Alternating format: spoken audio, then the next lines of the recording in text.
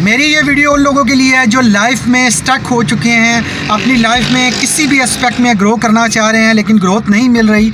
उन लोगों को मेरा एक मैसेज है कि अगर आप आज जो कर रहे हैं वही चीज़ जो रिज़ल्ट अभी आपको मिल रहे हैं, अगर यही करते रहेंगे तो आगे भी रिज़ल्ट वही मिलेंगे। क्या आप अपनी लाइफ में अपना टाइम उस चीज़ों के ऊपर स्पेंड कर रहे हैं जो आप बनना चाहते हैं? क्या उन लोगों से मिल रहे हैं? क्या उन लोगों के इन्वायरमेंट में हैं आप?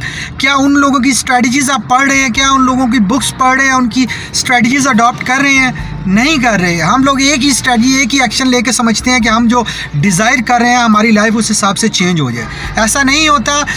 अगर आप अपनी लाइफ को ड्रामेटिकली चेंज करना चाहते हैं तो अपना वक्त, अपना माइंड, अपनी सोच, अपना एनवायरनमेंट, हर चीज़ आप अलाइन करें उन चीज़ों के साथ जैसा आप बनना चाहते हैं।